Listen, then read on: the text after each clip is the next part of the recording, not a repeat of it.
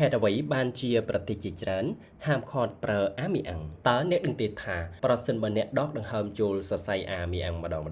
រាងកាយរបស់អ្នកអាចប្រឈមនឹងអ្វីខ្លះនិយាយឲ្យត្រង់ទៅសួតរបស់អ្នកអាចត្រូវបំផ្លាញយ៉ាងធ្ងន់ធ្ងរដោយអ្នកមិនដឹងខ្លួនសោះសម្ភារៈសំខាន់ក្នុងដំបូលអាមីអាំងគឺជាសរសៃទូច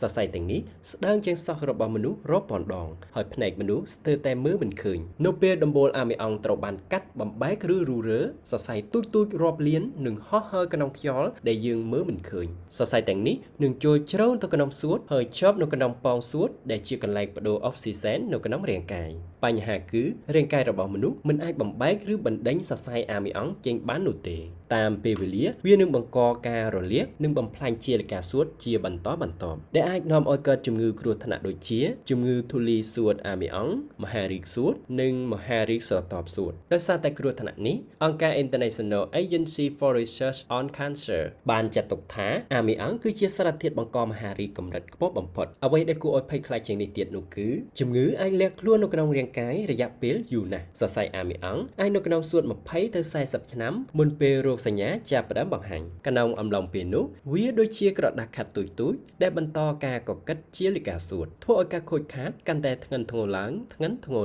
មិនមែនតែនៅកន្លែងធ្វើការសំណង់នោះទេធូលីអាមីអង់អាចជាប់នៅក្នុងខោអាវសក់និងស្បែកជើងហើយត្រូវបានយកទៅផ្ទះដោយមិនដឹងខ្លួនមានករណីមួយកម្មករសំណង់ម្នាក់កាត់ដំបូលអាមីអង់នៅកន្លែងធ្វើការខោអាវរបស់គាត់ពោពេញទៅដោយធូលីអាមីអង់ពេលដែលត្រឡប់ទៅផ្ទះភរិយារបស់គាត់យកខោអាវទៅកោសមិនពេលបោកធូលីអាមីអង់បានហោះឡើងហើយនាងក៏ដកដង្ហើមចូលមិនដឹងខ្លួនប៉ុន្មានឆ្នាំក្រោយនាងក៏ត្រូវបានវិនិច្ឆ័យថាមានជំងឺមហារីកស្រទាប់សួតទោះបីមិនដែលធ្វើការជាមួយអាមីអង់ក៏ដោយសពថ្ងៃនេះជាង60ប្រទេសបានហាមឃាត់ការប្រើប្រាស់អាមីអង់ទាំងស្រុងប៉ុន្តែនៅប្រទេសខ្លះរួមទាំងប្រទេសចិនសម្ភារៈដែលប្រើអាមីអង់នៅតែបានប្រើនៅក្នុងអគារចាស់ៗនិងសំណង់មួយចំនួនរាល់ពេលដែលដំបូលអាមីអង់1ម៉ែត្រការ៉េត្រូវបានរុះរើអាចបញ្ចេញសរសៃអាមីអង់រាប់រយលានសរសៃនៅក្នុងខ្យល់ដូច្នេះប្រសិនបើអ្នកឃើញធូលីពណ៌ប្រផេះហោះនៅកន្លែងរុះរើអគារគួរតែចាក់ចេញពីទីនោះភ្លាម